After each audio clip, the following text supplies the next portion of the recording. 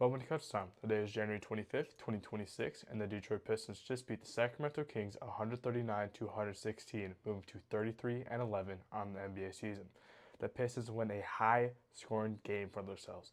They had 78 first-half points, which was the most in the first half of any game this season. 8 players had over double-digit points tonight, and 4 of them were off the bench. It was an all-around game from the whole team, and that's why they blew out Sacramento. There was a lot to like tonight. Cade Cunningham finally has a good game off that wrist injury. 29 points, 11 assists, 5 rebounds, 3 steals, shot 13 for 22 from the field, shot 3 for 5 from the three. His jumper was working tonight. From the three, from the mid range, everything was going for him tonight. I mean, he's had a few bad games this past week and a half or so. He had a brace on his wrist for like 2 games. Then it went a little less evasive. Then it wasn't on the hand anymore. Had that for a little bit. The last game he had nothing. It was his first game without it, and then today his still didn't have anything on the wrist, but his wrist obviously was more used to being finally free and able to play with no restriction. So his wrist injury should be getting a lot better. And today is the first game that he really showed that shooting wise, scoring wise. It was his first 20-point game in a few games, in a couple weeks since that wrist injury really. Because he was going really hot there, and he had a wrist injury. He took a game off, and then he kind of forced himself to play a little bit. But tonight, he was Cade. He was the Cade everyone knows. Detroit Pistons fans knows, the All NBA guy. The reason he's All-Star starter. This game was what we're used to seeing from Cade, and it's a very good sign going forward that he's back from that wrist injury that he struggled with. Jalen Duren, 18.6 rebounds, had 3 and ones. And I think he converted on the free throw every single time. He was 4 for 5 from the free throw, and I think the only time he missed was when it was just a normal shooting foul. He went 1 for 2 from the line. It's a very nice night for him. Didn't really, I mean, none of the stars really played too much in the fourth quarter, or the second half really in general too much, because it was already a blowout at that point. It was a double-digit game for most of the second half, or most of the second quarter after like a little bit. Tobias Harris had a rough game last time, but today his shooting was much better. 16 points, and had 4 threes. Tobias Harris has struggled immensely from 3 this season, and today was probably one of his best shooting wise from the 3-point line at least the whole season. Duncan Robinson had 13 points, had I think 3 threes, but that's just what you expect. Just some nice scoring from him. Didn't too much, otherwise didn't need to. Everyone kind of chipped in today, no matter who you were. Ron Holland, 11 points, 4 rebounds, made a 3-pointer, got ejected, doing a little bit of everything. I mean, this is the fun Ron Holland the Pistons fan kind of expects sometimes. He kind of the ejection was funny. If you see it in that light, he just shoved Keon Ellis. I don't really know why. There's some words exchanged. There was like a little foul, and then it's some like back and forth. And Ron Holland just pushed him. Then he got ejected from it after just one technical. That I don't really agree with. I feel like he should have got the tech, obviously, but I don't know about getting ejected from it. Keon Ellis did do a very good acting job to oversell the shove that happened. But Keon Ellis also got a tech, but he obviously said because he was the one that got pushed. But Ron Holland has been having a really good stretch, and he's been bringing a lot of energy from the bench.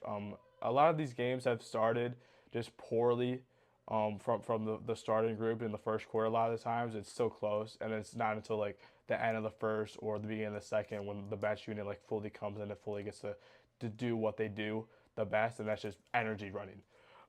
Mentality, just run at them, try for everything. Yes, offensively, like efficient wise, they're not great, but if they get in the full court offense, because they're going to get defensive stops a lot more than the starting unit probably will be, they're just going to run. They're just going to run, and they're going to tire out the other group. They're going to outscore them basically a lot of the times, and Ron Howell's a big part of that group. Dayton Jenkins, 11.6 assists, another nice night. Was working that mid range a lot, made a 3-pointer. I mean, just an all around guard that, his time, his 2-way clock is done, and think about a week and a half time. So I think it's the day of the trade deadline or around that time. So the Pistons will have to make a decision on it too, and I'm guessing they'll sign him to a full time contract. And just figure out how they'll do that. Javante Green, 11 points, 4 rebounds, that's 4 steals, one under his career high. I didn't even know he had 4 steals. I've been looking at the stats, going back on it. I guess he did. This is an all around good game from him. That's kind of what he does. He kind of he's like a Swiss Army knife, so almost just a little bit duller. Since he's not super amazing at anything, but he can do everything. He's good at defense. He can shoot the ball a bit. He can finish. He does a little bit of everything. Maybe playmaking, but he's not in that position to normally, anyways. Um, and he's just all around good game, and he's bringing his child on during home games. So during when the Pistons are up big, he'll bring him to the Mets like he did tonight. That was kids' night for LCA in the Pistons game. So it made a lot more sense for him to be on the bench. So just a nice thing, just a very good, wise team chemistry guy. Just one of those guys on the bench that never really sucks, never really does anything super amazing, but is just always there and always puts in a good effort when he's up. Bad. I mean, the only thing bad you could say was the turnovers for the team aspect. Cade had 5.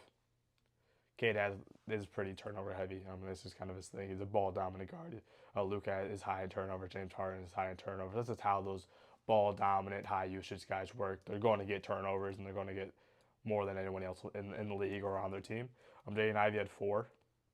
Not the best. He was the only player on the entire team, even for the guys who just played the very end, to have a negative plus minus. He had a -3 plus minus. So even in a blowout, couldn't, and he still played. I think it was about 16 minutes.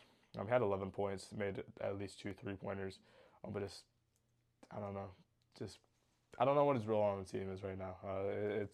It's getting blurrier and grayer by the day. Even with Caris LeVert out, I don't know what his role is on the team. It's weird. I don't know what the Pistons plan to do with him going forward. Next game's Tuesday. They have Detroit has a little West Coast road trip going. I think it's about a 3-game West Coast road trip going to Denver this time for the Nuggets. Jokic will still be out, so that is a plus for the Pistons. They can avoid him for the first time around. I mean, later in the season when they verse the Nuggets at home, Jokic should be back, but Jokic for this game should be out. I'm predicting he could randomly come back for the Pistons for his first game back in about a month, but I would be heavily surprised. So Pistons have a good chance to win that game then, without Jokic, without the best player in the league, I would say, at least offensively. So Pistons should win that, have a good win, and keep adding them up for the season total. So hopefully they can. Thank you.